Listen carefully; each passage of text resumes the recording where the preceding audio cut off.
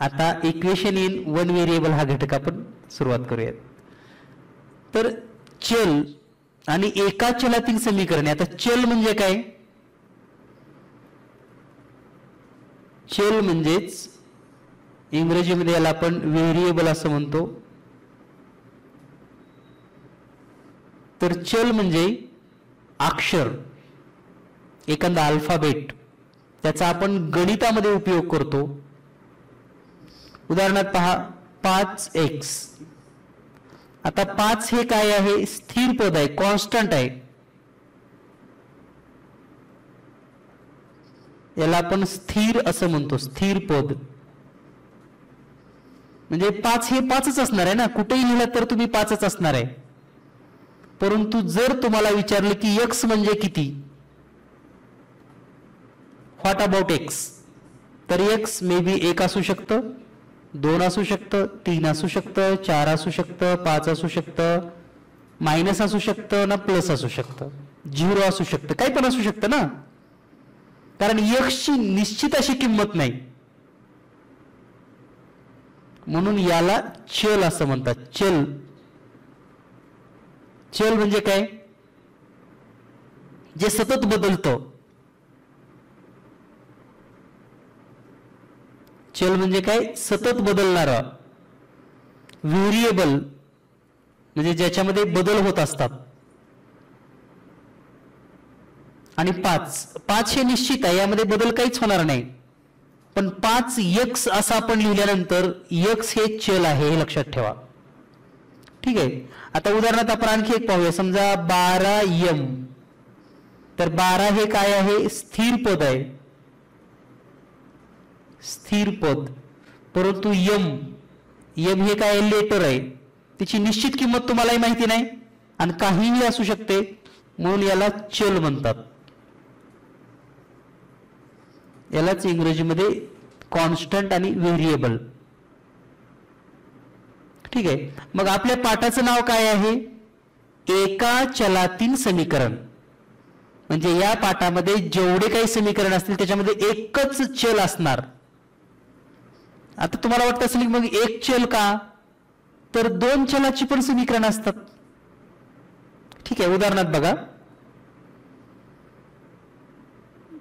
5x अधिक 10 बरोबर 25 हे एक समीकरण आहे.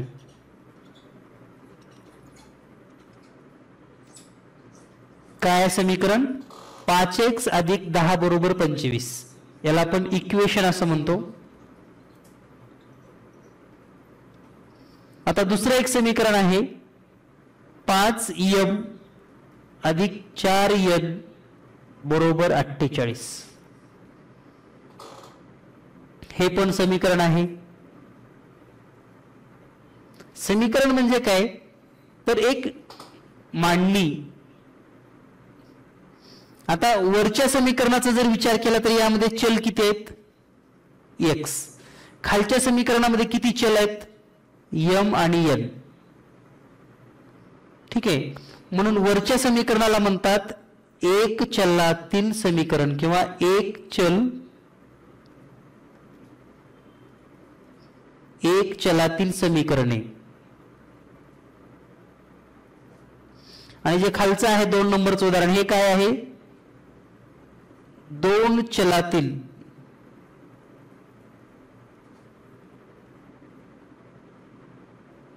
समीकरणे. आणि आपला धडा आहे एक चलातील समीकरणे. म्हणजे आपल्याला फक्त याच पद्धतीची उदाहरणं या पाठामध्ये असणार आहेत. तर एक चलातील समीकरणे हा घटक पाहत असताना समीकरण कसं सोडवायचं, समीकरणाच्या किमती कशा फाइंड आउट करायच्या याबद्दल थोडक्यात तुम्हाला माहिती दिली जाणार आहे. उदाहरणार्थ समजा एखादं समीकरण आहे p अधिक 10 बरोबर 12. ठीक आहे. म्हणजे काय? तर p या ठिकाणी एक अंक घेतला किंवा एक संख्या घेतली तर हे समीकरण बरोबर येतं. आता कदाचित तुम्ही हा प्रश्न तोंडी सोडवू शकतात. सर्वांनाच याचं उत्तर माहिती आहे. पी ची किंमत किती येते? 2. करेक्ट. पी ची किंमत आहे 2. बरोबर आहे. मग ही किंमत काढण्याची काहीतरी पद्धत असली पाहिजे ना. म्हणजे कसं लिहायचं मग? पी बरोबर 2 लिहायचं का डायरेक्ट? तर पी ची किंमत काढण्यासाठी पी हे स्वतंत्र असं लिहिलं पाहिजे. याचा अर्थ हे +10 नको आहे. आता +10 नको असेल, आणखी एक, समीकरणामध्ये डावी बाजू आणि उजवी बाजू अशा 2 बाजू असतात. म्हणजे आपण जेव्हा फळ्याकडे, वहीवर, स्क्रीनवर पाहत असतो, जिकडं आपला डावा हात आहे ती डावी बाजू आणि जिकडं उजवा हात आहे ती उजवी बाजू. एवढा सिंपल साधा नियम आहे. म्हणजे या बोर्डावर जे डावीकडे आहे ती डावी बाजू आणि जे उजवीकडे आहे ती उजवी बाजू. आता समजा या ठिकाणी ही उजवी बाजू आहे, स्क्रीनवर दिसते उजवी म्हणून उजवी बाजू, ही आहे डावी बाजू. याला इंग्लिशमध्ये right side and left side असं म्हणतात. तर तुम्हाला पी ची किंमत काढायची आहे. म्हणजे तुम्हाला हे डावीकडच्या बाजूचं 10+ नको आहे, तर ते तुम्ही उजवीकडे घेऊ शकतात. परंतु हे घेत असताना +10 हे -10 होतं हे लक्षात घ्या. म्हणजेच पी बरोबर 12 - 10. म्हणजे खालच्या ओळीला येईल पी बरोबर 2. पी ची किंमत किती आली? 2. आणि पी ची किंमत म्हणजेच पी ला सेपरेट, स्वतंत्र आपल्याला लिहिता आलं पाहिजे, तरच आपण त्याची किंमत 2 आहे असं म्हणतो. याला उकल असंही म्हणतात. उकल, या समीकरणाची उकल, त्याला रूट्स असाही शब्द वापरला जातो. उकल म्हणजे काय? तर दिलेल्या चलाची किंमत काय आहे हे शोधणं. आता आपण दुसरं उदाहरण पाहूयात. m-12 बरोबर 26.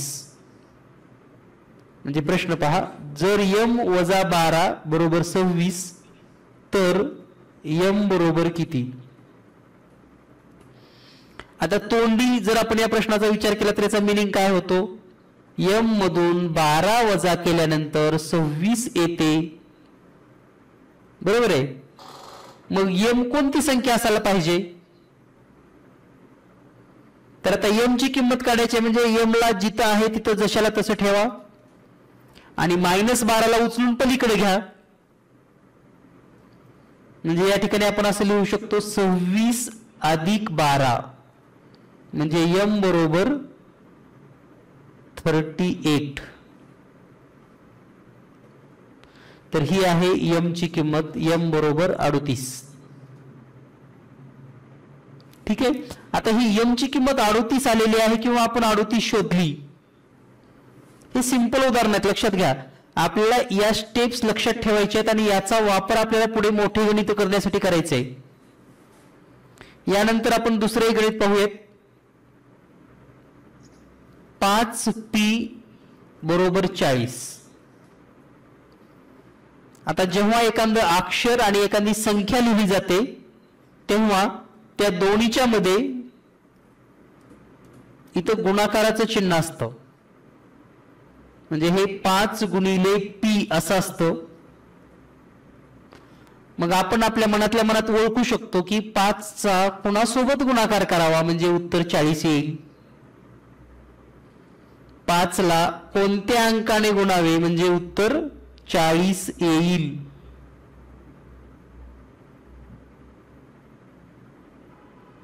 ठीक आहे. मग p ची किंमत काढायची तर p बरोबर 40 जसं आहे तसं आणि छेदामध्ये हे 5 आता इथं गुणाकारात आहे तर हे भागाकारामध्ये घेऊयात. गुणाकारातलं 5 भागाकारामध्ये जाईल आणि मग या ठिकाणी 5 × 1 = 5 आणि 5 × 8 p बरोबर 8. तर ही सोडवण्याची पद्धत आहे, लक्षात ठेवा. या सोप्या सोप्या स्टेप्स आहेत आणि तुम्हाला माहिती आहे मी पहिल्या दिवशी खूप सोपं सोपं सांगतो सगळं.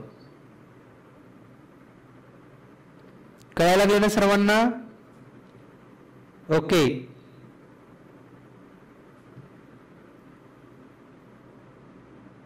त्यानंतर पुढचं उदाहरण पाहूया आपण. 12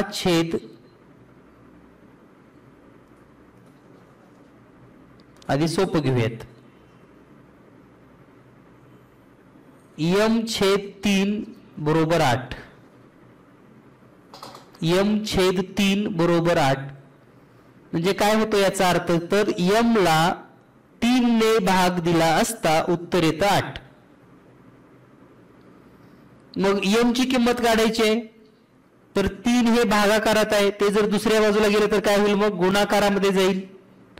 आणि म्हणून m बरोबर 8 त्रिक 24 आणि म्हणून m ची किंमत किती आली, 24. Value of m is 24. Correct. आता तुम्हाला असं वाटत असेल की एवढं सोपं सोपं कसं काय आपण शिकत बसायचं आहे की नाही.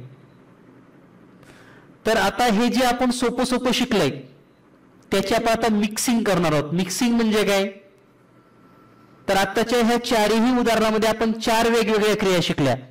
बेरीज, वजाबाकी, गुणाकार, भागाकार. त्यामधलं आणखी एक इंटरेस्टेड गणित पहा. 27/p बरोबर 9. तर p ची किंमत काय. आता 27 ला काय करायचं सांगा तुम्ही. p ची किंमत पाहिजे असेल तर काय करायचं,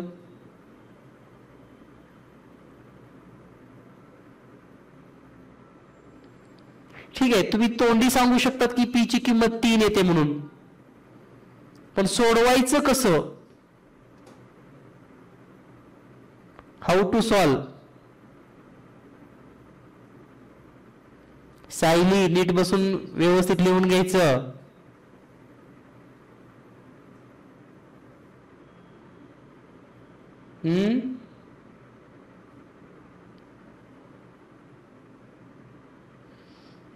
तर या ठिकाणी काय करायचं, हे 27 इथंच ठेवा आणि हे 9. आता हे p भागाकारात आहे, इकडे काय होईल 9 गुणिले p असं जाईल, म्हणजे p भागाकारातलं p गुणाकारामध्ये जाईल. आणि मग गुणाकारामध्ये जर हे p गेला असेल तर पुन्हा p ची किंमत काढण्यासाठी हे 9 इकडे भागाकारामध्ये घ्या, म्हणजे 27/9 बरोबर p. 9 1 9, 9 त्रिक 27 आणि म्हणून p बरोबर 3.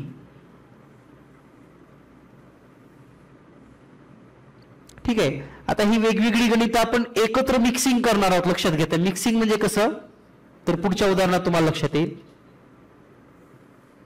पुढचा प्रश्न आहे 5x + 35 बरोबर 100. जर 5x + 35 बरोबर 100 तर x बरोबर किती. म्हणजे पातळी कशी वाढते बघा, स्टेप बाय स्टेप गणिताची. आणि गणित हे एक मॅजिक आहे, हे माहिती आहे की तुम्हाला सर्वांना. गणित ही एक जादू आहे.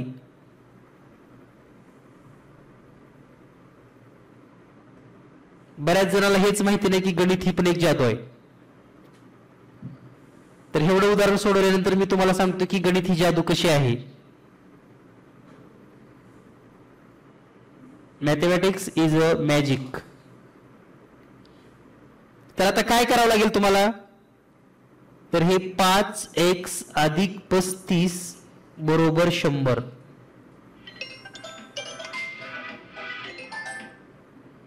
हे तुम्हाला सोडवायचं आहे.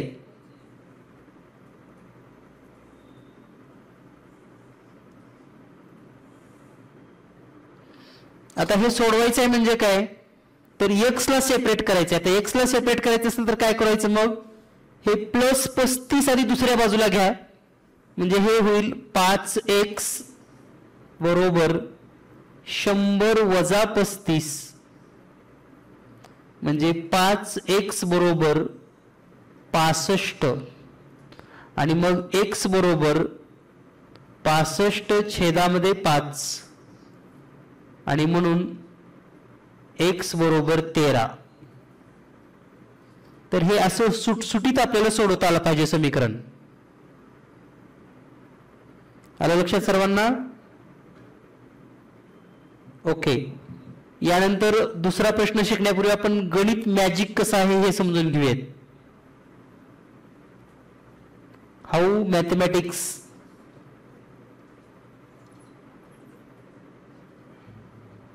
Is a magic.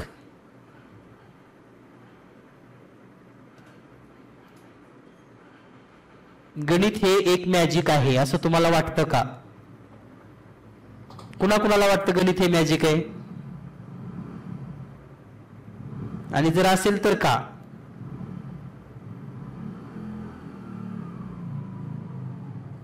Raise hand करायला लागलेत बरेच जण.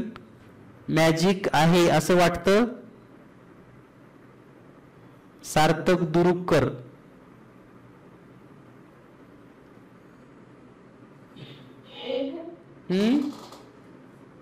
गणित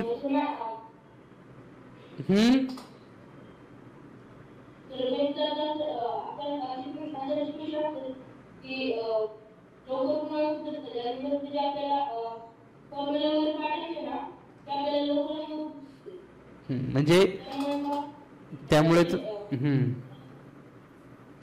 म्हणजे तुला असं म्हणायचंय की गणितामध्ये असे बरेच अवघड प्रश्न असतात जे लवकर कोणाला सुटतच नाहीत आणि सूत्र वगैरे माहिती असेल तर पटकन सुटतात, म्हणून ही मॅजिक आहे. ओके, चला छान.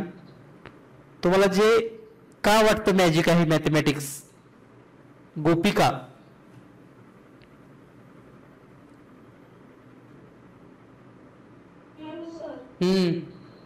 मला असं वाटतं की गणित हे काम मॅजिक आहे कारण त्याच्यामध्ये खूप ट्रिक्स असतात. बर. आणि आपण ट्रिक्स टाकून सॉल्व केलं की ते मॅजिक होतं आणि लवकर सुटतं. ओके, छान. वैष्णवी पाटील.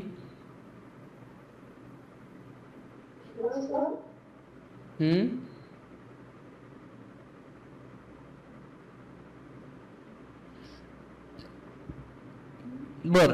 आता एक सोपा प्रश्न, रेज हँड करण्यापूर्वी विचार करूनच सांगा उत्तराचं.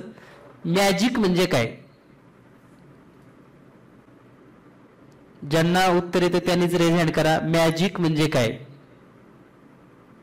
त्याचा मराठी अर्थ सांगू नका मला. अक्षता शिंदे.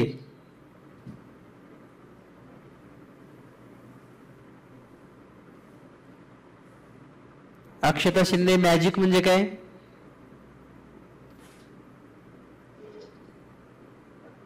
श्रावणी पाटील.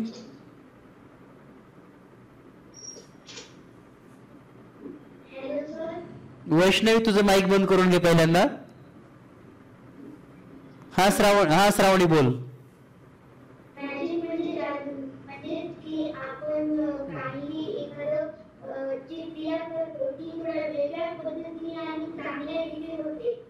त्याला मॅजिक म्हणायचं. ओके, छान. यापेक्षा वेगळी कोणाची व्याख्या आणखी मॅजिकची? श्रद्धा. म्यूट करून घ्या ज्यांचं बोलणं झालं त्यांनी. हा, मॅजिक म्हणजे जादू, अशी क्रिया की जी जादू करण्याशिवाय त्यामागचं जे सत्य आहे जादू करण्याशिवाय आणि जो करतो त्याच्याशिवाय कोणालाही माहिती नसतं. बर, ठीक आहे. बर, आता गणित तर जादू आपल्याला सगळ्याला येते ही जादू.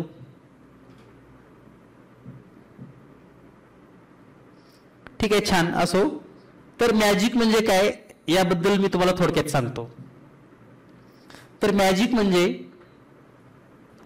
सरप्राईज, आश्चर्य. मॅजिक म्हणजे काय? तर अचानक समजा हा माऊस आहे माझ्या हातामध्ये. काय आहे? माऊस.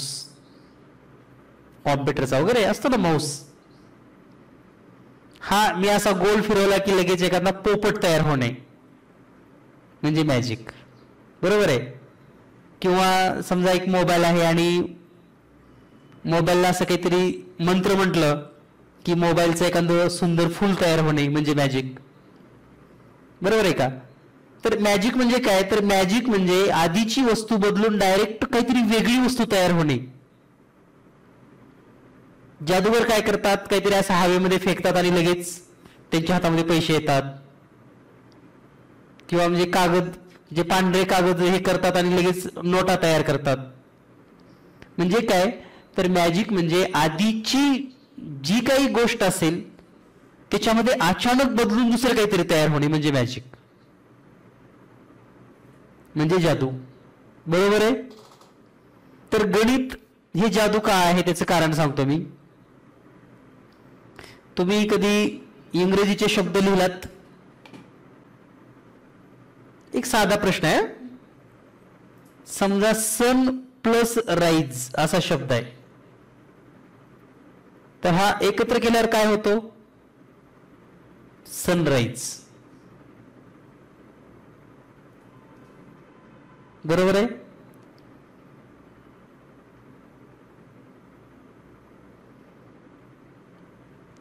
समजा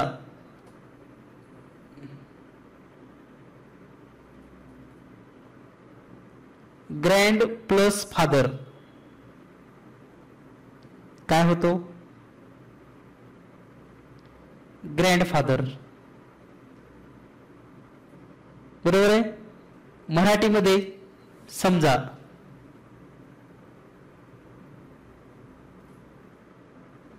भाजी प्लस भाकरी काय शब्द तयार होतो नवीन,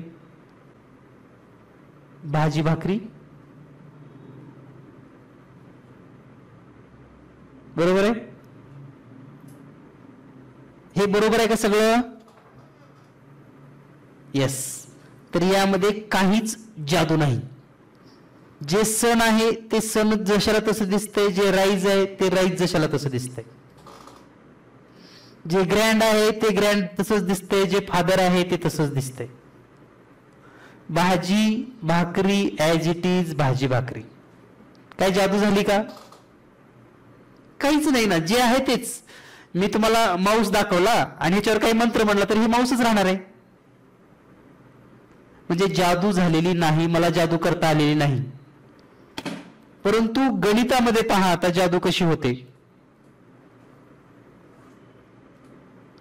गणितामध्ये मॅजिक कसं होतं, समजा 9 प्लस 3 करायचंय तुम्हाला, किती येतं, 9 प्लस 3 किती येतं, 12. हे 9 पण गायब झालं आणि 3 पण गायब झालं. समजलं का मला काय म्हणायचंय. 9 प्लस 3, आधी आपल्याकडे 9 होतं, 3 होतं, दोन्ही गायब झाले आणि 12 आलं. अलग लक्षात. म्हणजे प्रत्येक ठिकाणी ही मॅजिक आहे आणि ही ज्यांना कळते त्यांना गणित कळतं. अलग लक्षात. म्हणजे समजा तुम्ही असं लिहिलात 4चा वर्ग आणि पुढे लिहिलात की 16. It's a magic. हे कुठं गेलं, 4 पण गायब झालं, 2 पण गायब झालं, 16 आलं. असं कसं काय झालं बघा.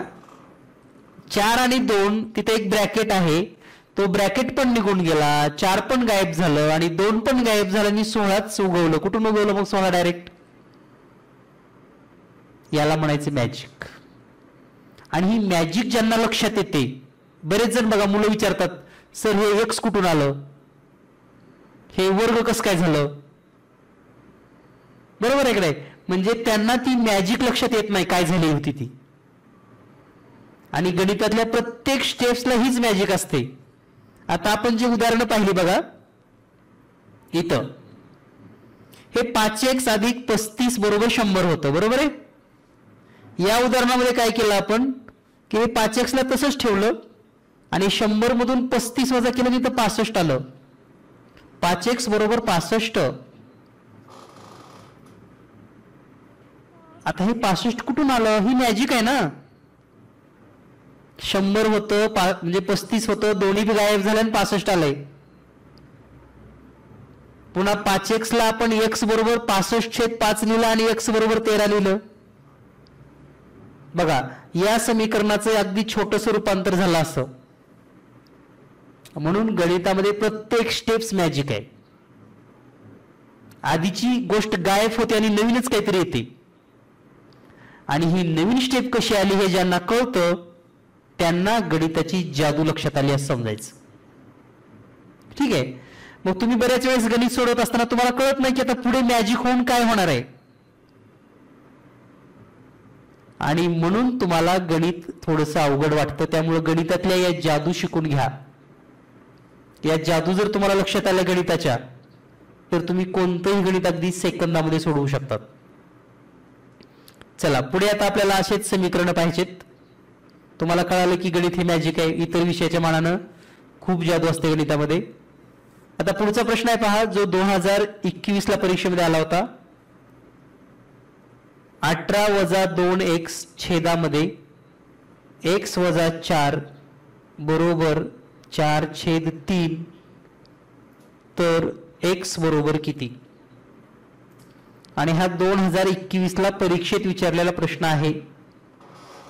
आता हे एकचल समीकरण आहे. एकचल का बर, तर या समीकरणात इथं पण x आहे आणि इथं पण x आहे. ठीक आहे. आता बघा तुम्हाला या ठिकाणी x ची किंमत काढायची आहे. पण तुम्हाला ही जादू माहिती असली पाहिजे, असे मंत्र माहिती असले पाहिजेत, असे तंत्र माहिती असले पाहिजेत की जिथे हे सर्व संख्या गायब होतील आणि शेवटच्या स्टेपला फक्त x बरोबरच शिल्लक राहील. आणि मग त्यासाठी काय करावं लागेल. आता हे समीकरण जर तुम्हाला सोडवायचं असेल तर तुम्हाला तिरकस गुणाकार करून घ्यावा लागेल. Cross multiplication. क्रॉस मल्टिफिकेशन म्हणजे काय, तर ह्या 3 या समीकरणाला गुणायचं. म्हणजेच 3 कंसात 18 - 2x बरोबर या 4 x - 4 ला गुणायचं म्हणजे 4 कंसात x - 4. आता बघा इथं पण जादूच झाली. वरच्या वेगवेगळ्या अशा संख्या दिसत होत्या, खाली आले की वेगळ्याच झाल्या. हे समजलं का सगळ्यांना कसं केलं ते. ही स्टेप सर्वांना लक्षात आली का. यस. आता आपण हा गुणाकार करून घेऊयात. मग 3 - 18 ला गुणा हे आलं 54 वजा 3 - 2 ला गुणलं तर 6x बरोबर इकडे 4 न गुणूयात म्हणजे 4x - 16. बघा आता ही पण मॅजिकच आहे. हे बदल कसा घडला हे कळलं पाहिजे. 54 कुठून आलं अचानकच, 6x कसं झालं, 4x कुठून आलं, 16 कसं आलं, हे कळणं म्हणजेच मॅजिक. आता या ठिकाणी आपण काय करूयात, तर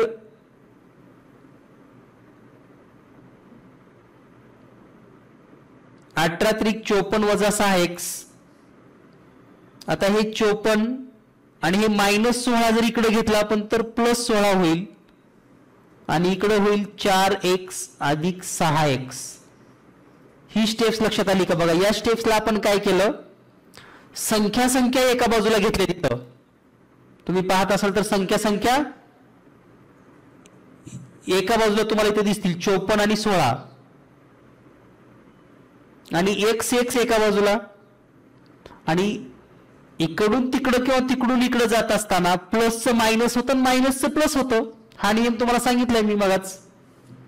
आता या दोन्हीची बेरीज झाली 70 आणि 70 बरोबर या दोन्हीची बेरीज झाली 10x. आणि म्हणून x ची किंमत काढायची असेल तर 70 ला 10 ने भागलं असं 0 कटला आणि म्हणून x बरोबर 7. तर हे सगळ्या स्टेप्स तुम्हाला जर लक्षात आले असतील तर हा प्रश्न तुम्ही सेकंदामध्ये सोडवू शकतात. ओके. यानंतर आपण पाहूया पुढचा प्रश्न. आणि पूर्ण या टॉपिक मध्ये सर्व याच पद्धतीची उदाहरणं आहेत हे लक्षात घ्या.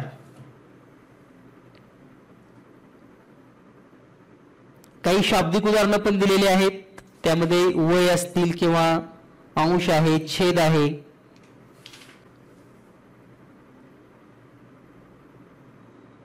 यानंतर पुढचं एक सोपं उदाहरण पहा.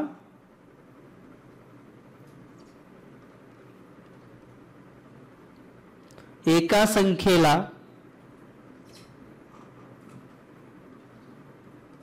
4 ने गुणून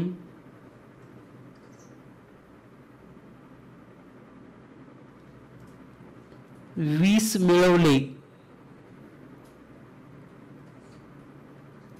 असता एका संख्येला 4 ने गुणून 20 मिळवले असता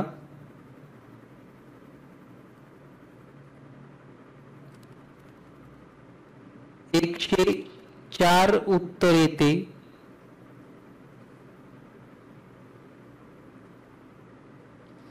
तर ती संख्या कोणती? अगदी सिंपल क्वेश्चन आहे.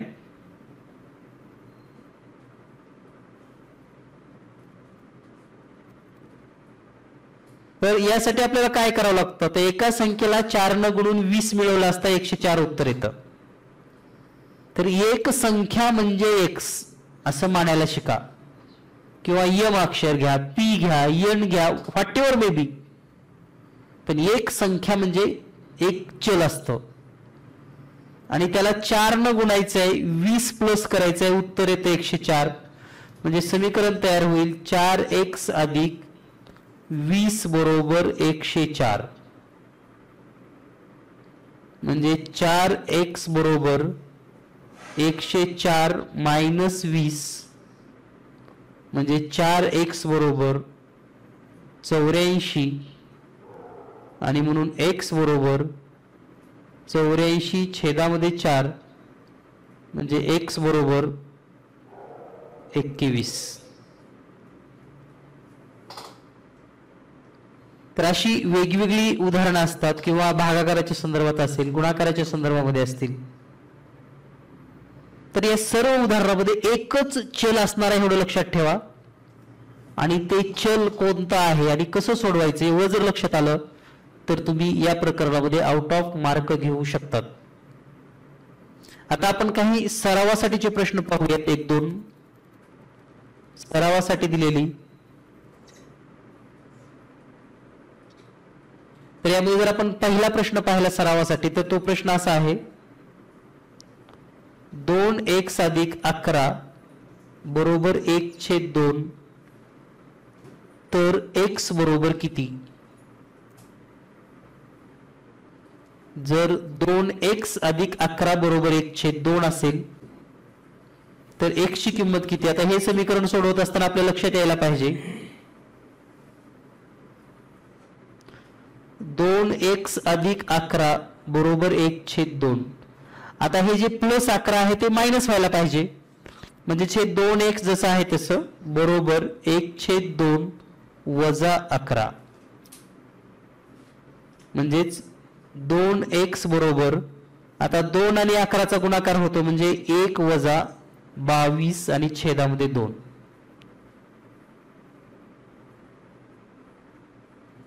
म्हणजेच 2x बरोबर वजा 21/2. आता पुन्हा x सेपरेट पाहिजे आपल्याला, म्हणून x बरोबर, आता x च्या सोबत जे 2 आहे ते पण पुन्हा भागाकारामध्ये जाईल आणि या ठिकाणी आपल्याला असं लिहिता येईल वजा 21 छेदामध्ये हे 2 गुणिले 2. म्हणजेच x बरोबर वजा 21/4. या पद्धतीने तुम्हाला हा प्रश्न सोडवता येतो. यानंतर आपण दुसरा प्रश्न घेऊयात. प्रश्न क्रमांक 2. प्रश्न क्रमांक 2 आहे 5 कंसात x वजा 1 बरोबर 2x मायनस 29 हे जर, तर x बरोबर किती? तर आता दिलेल्या माहितीनुसार x ची किंमत काढायची असेल तर समीकरण पहा काय आहे.